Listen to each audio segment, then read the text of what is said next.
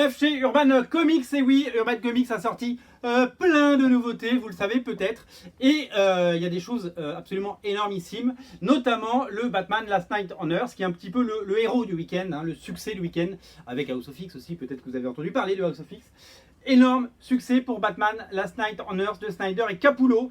Un récit complet, une histoire Black Label, un peu hors continuité, qui nous plonge dans la folie et dans un espèce d'univers un petit peu parallèle assez intéressant. Moi j'aime vraiment particulièrement beaucoup. C'est vraiment du très haut niveau et quel plaisir de retrouver le duo, la paire.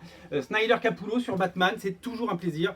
A priori, ils devraient pas en faire tant que ça, mais ils y reviennent à chaque fois. La preuve, ils vont donner une suite à Batman Metal, vous le savez peut-être. Et voilà, pour l'heure, vraiment, ce one-shot, c'est un unitaire, c'est une série complète. C'est à découvrir sur originalcomics.fr, ne le ratez pas.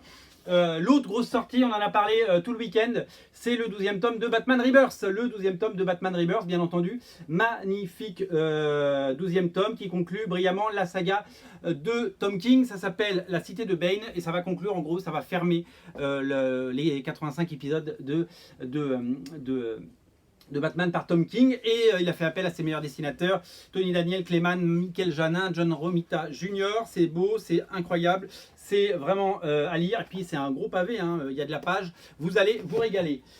Fan de Flash, le 8e tome de Flash Rebirth est disponible. C'est toujours scénarisé par Joshua Williamson et c'est dessiné par un dessinateur que j'adore, c'est Rafa Sandoval. De toute façon, quand on s'appelle Sandoval dans les comics, habituellement c'est du bon.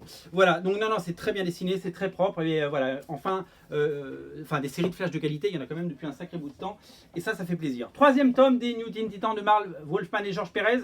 3e tome sur 4. Donc retombé dans la légende pendant les années 80. Les New Teen Titans de Marv Wolfman et George Perez ont révolutionné les comics. Ils ont produit un nombre incalculable d'épisodes. Et ils nous ont régalé et c'est à découvrir, ça marche très très fort, vous êtes très fan de cette série et pour cause.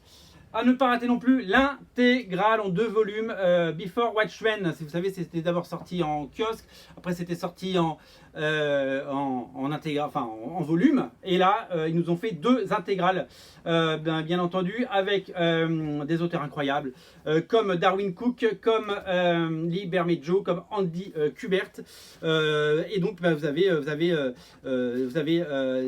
des auteurs également scénaristiques, comme j'allais oublier, Joe Michael Straczynski, Brian Azzarello, Len Wein, donc Lee Bermejo, Steve Rude, J.J. Jones, Andy Kubert, que des auteurs absolument incroyables. On retrouve les Minutemen, on retrouve le comédien, on découvre le one-shot Dollar Bill, enfin Bill Dollar, on retrouve le hibou, on retrouve Rorschach et plein de croquis et plein de bonus.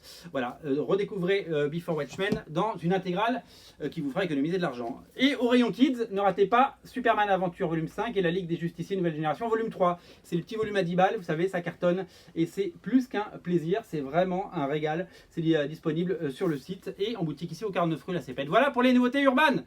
Le lien dans le descriptif de la vidéo. Salut.